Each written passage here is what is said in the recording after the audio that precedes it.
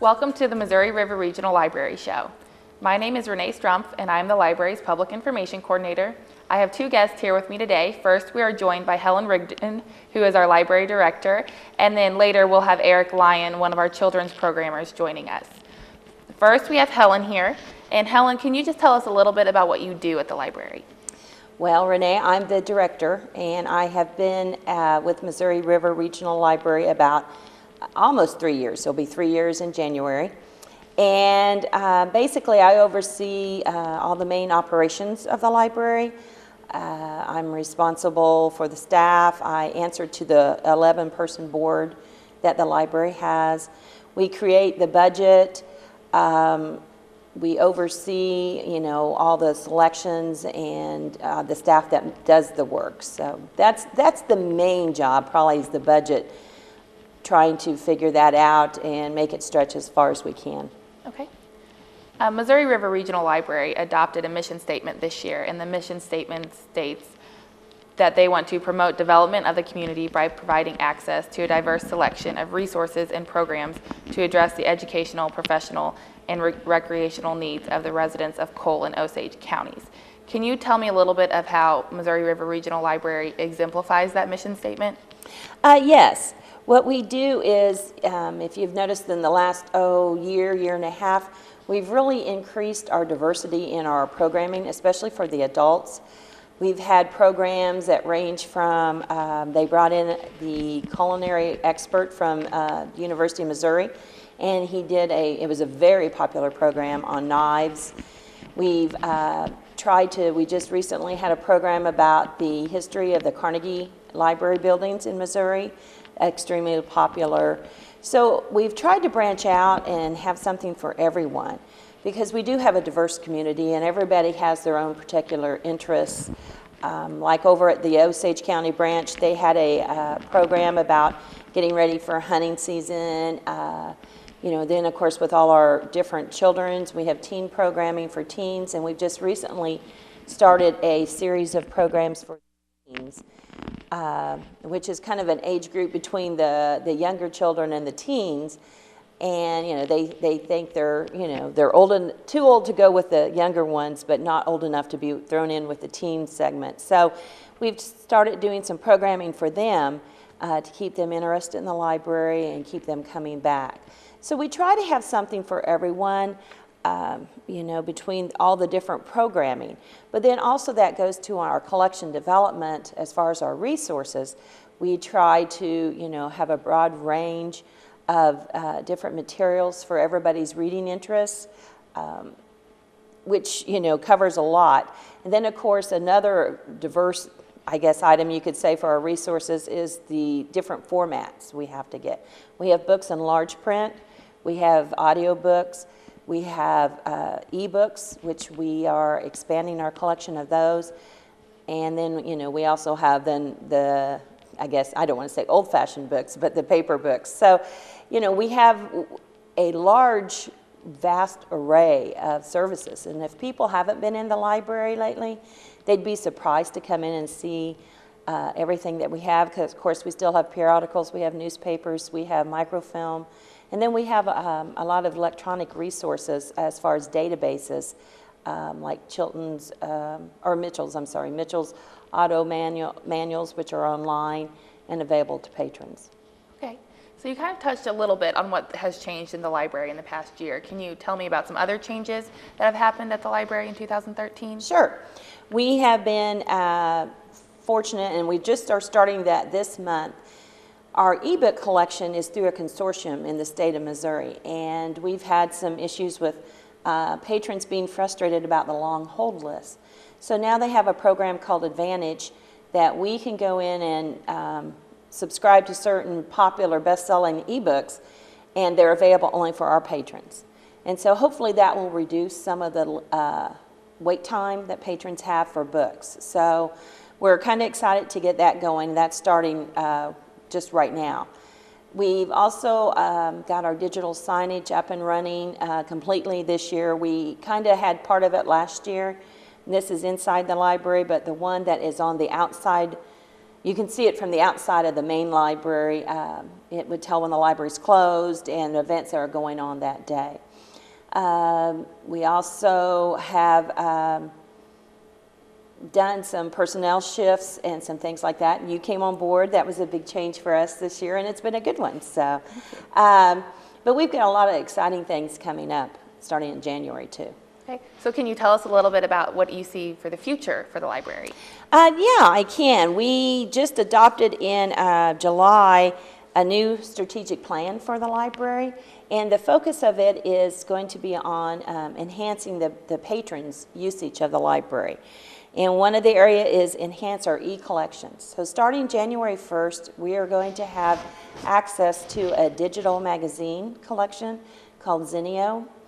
And what it will be is you can download them to your phone, it's an app, or your tablet, or even a PC. And you can download the copy of the magazine, and you don't have to be on hold as long as you have a valid library card. Everybody simultaneously could have the same magazine. They're in full color reproduction on your tablet. They're very crisp, clean. You know, it's really nice, and like when we demoed it, it was like the food magazines, and the pictures and things were beautiful. So we're really excited to start that, and we'll be having a lot more information about that as it comes out. The other thing I talked about is the additional ebooks that we're purchasing, so we hope that would help. But we're also exploring some different avenues, like some maybe electronic music, streaming video, different things like that, because currently we still have the DVDs available for checkout, but we're looking at some more of the modern ways to deliver these services, especially to people that live in our outlying areas that can't come into Jeff or Lynn every day where the branches are at. We also want to strengthen our virtual presence. I know you're helping to work, maybe reformat our website. We're looking at some mobile apps. We are going to be upgrading our ILS system, and that's our library interface that we use to circulate books, and then also what the patrons see as far as that when they log into our catalog to search. So that's going to be upgraded in 2014. And then also we are working on improving the physical experience for patrons. We've heard a lot of comments that when you walk in, you know, there's not anybody, the circulation desk is so far away from the door. So we're working on doing a study on ways to get that more user-friendly, to make some nicer reading areas, and then take care of some of the maintenance issues that we have with the building. So along with training the staff to be more customer-friendly, you know, and just always work on our customer improvement skills, because that's important as the patrons. All right, can you tell me what you like most about being Missouri River Regional Library's director? That's a good question. I think probably what I like the best is the staff and the patrons that we get to see. I don't get to see the patrons every day, and sometimes I do miss that working on the desk and talking to them, and that feeling of success you get when you have helped someone find what they're looking for. But I was fortunate when I came here. I inherited a very well-trained staff, and they're like a family. Many of them have been there for so many years that, you know, they know the patrons, they know each other, they know that library in and out. So I think that's probably my favorite thing is coming to work every day with the staff. And then when I am across the street seeing the patrons, and when I work the special events and see, you know, the excitement on like the children's faces, like when we had our Halloween contest or party, and when we do our summer reading kickoff and our patron appreciation days. Those are fun. Okay, well, great. Do you have anything else you would like to share with the viewers? No, I just would like to, you know, welcome them to the library if they haven't been in, you know, maybe since they were a kid or they came to summer reading, to stop in, see what's changed, what all we offer. You can get a library card, and then once you have that, you don't even have to really come in the library if you use ebooks or the e-audio books. Even some of our databases are available from your home. And so, you know, once you get that card, you're free to use our resources. Great. Well, thank you so much for joining us, Helen, and we will be right back after this short break. Thank you.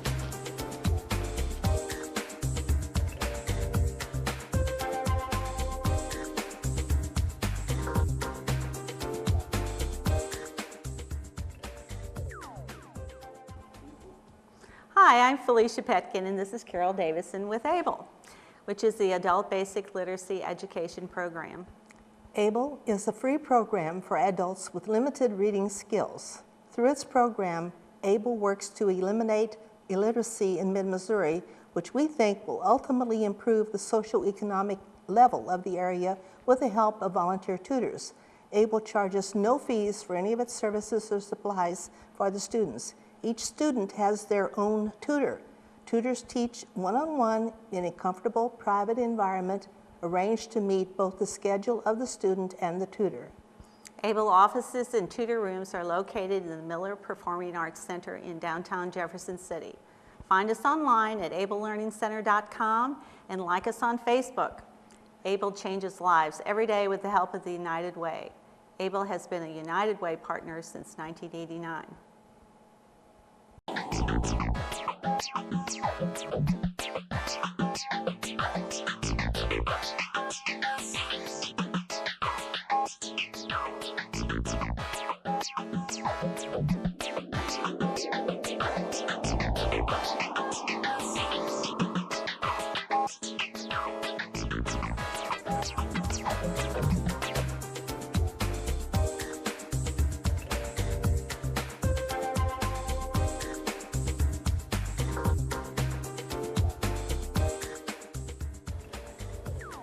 Welcome to the Missouri River Regional Library Show. My name is Renne Struemph. I'm the library's Public Information Coordinator, and I'm here today with Eric Lyons, who is our children's programmer. And Eric, can you tell me a little bit about what you do at the library as a children's programmer? Absolutely. Well, first of all, children's programming kind of sounds like we program children, but honestly, it's programs for children.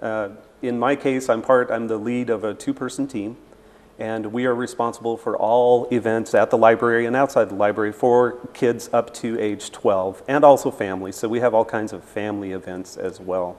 So our age range is, like I said, it ties right into the tween programs and the teen programs beyond that. So our focus, there's a little leeway in between those two. And really what I see us as are ambassadors for the library. I see us as the support team for the core services of the library. I mean, we want to have fun. We want to have people in and have all kinds of fun, but we are the support for the library. We want people in there, in the library, enjoying the services, taking advantage of all the different things that the library has to offer. So it's easy for me, for instance, to say, oh, I love reading. I love the library. I can't imagine, being without the library. Well, we need to realize that, there are entire segments out there in our community that, they never step foot in the library. And so they don't realize what kind of a dynamic place that it is. Mm-hmm. This isn't the same library it used to be type of thing, And we all know that because we've been in this system for all this time, but they don't necessarily know that. And so it's up to us to offer, nice, fun, exciting programs for them to come see. And if they come in for that and they look around, they say, wow, look at everything that this library has to offer. I didn't realize that you checked out this or that or the other thing. There's a whole array of services, which, Helen just spoke about, that are available for the community. And it is, we just want to have them see that, mm-hmm. If we can get them in there and allow them to see what we see on a daily basis, we hope that they will be as excited as we are to offer it for them. So the whole idea for us is to keep that interest growing. So if we can bring the children in, say preschoolers, and with story times, because that's what everyone associates children's programming mm-hmm. with is stories. We do much more than that, but it is a good portion of what we do. But if we can keep those kids interested up until age 12, and kind of a handoff into the tween programs, because we have a great team of programmers, everyone all the way up to adult programming. If we can keep their interest and on into the tween programs, on into the teen programs, and then hand off into the adult programming, then, we have a patron for life mm-hmm. at that point. And so that's what we are here to do, is to build patrons for life. So that's what we enjoy doing. Well, you mentioned that you do things both inside and outside of the library. Absolutely. Can you tell me a little bit about what you do outside of the library with community groups? Absolutely. If you see our online calendar, you are seeing about half of what children's programming does. Because those events that we have posted, or I should say on the calendar of events that we print every 2 months, you see the events that are there at the library, but we have daycare groups, we have schools, we have Cub Scout groups or Boy Scout groups, Girl Scout groups that call us. We are responsible for tours, scavenger hunts, all kinds of outside programming. We go out to the schools, like for instance, we have just been to several of the local elementary schools and read to all of their kindergarten groups. It's not just reading. We will do book talks and things like that. We just had book buddies out at Callaway Hills. So that's for 4th grade classes. So a little bit of everything for everybody. And we have outside groups coming in all the time. We also have our partner in education, which is Sacred Heart School down in Rich Fountain. And we do regular events with them as well. So yes, community is a huge portion of what we do. Another part of that is we have wonderful patrons who are very talented and also willing to share their talents with us and with our patrons. So we have all kinds of groups, like I wrote down just a handful of the ones that come in. We have Jim Zuri, we have Gymnastics for Children with Jim Zuri. We have Helen Haynes, who comes in with Music Garden, and she does classes for them. We have Midmo Conservatory of Dance, who is going to actually, I'll talk a little bit about a performance they will be having in January. But also Midmo Waggers, which is the same group, but with a dog group, and they actually come in the summer and have a dog show, and it's hugely popular. We pack the room for that. We have the Art of Martial Arts comes in, so we have karate workshops for kids. We had Legos this year with Annette Alberts. She came in and helped us start that program, which we are going to continue, and I'll talk about that too. And also Tail Wagging Tutors. Now every month we have 3 different therapy dogs that come in, and those are patrons, and they're dogs in training with TDI Therapy Dogs International. And so yeah, we have all kinds of support from the community, which we love to have community support. So. Can you tell me about some of the big programs or your favorite programs that happened in 2013 as the year's coming to a close? Absolutely. We try to schedule at least 4, maybe 5 major outside performers, professional performers to come in. And this year is no different. We've done the same thing this year. We had Mad Science in the spring, so they came out of St. Louis. Science programs and shows are always a big hit, and so we had them. I can't remember which one. It was either air or gases this time. I can't remember what it was. But we also, for our summer reading club kickoff, which is our biggest time of the year, is the summer reading club time. We had Babalu, and I have to say his name like that because if you've ever seen Babalu perform, he's a musician and a comedian, and he is absolutely hilarious. He comes with his guitar, and he has a high energy show that I wish I had that kind of energy. So, and then later on in the year, we had, earlier, we had Rob Bouye, the author of Because of Mr. Terept. All the kids out there know him. Very popular book, and he was hugely popular at the schools. We took him out to the schools, and he was really popular there. Troy Rourke also came during the summer. He's a juggler, professional juggler.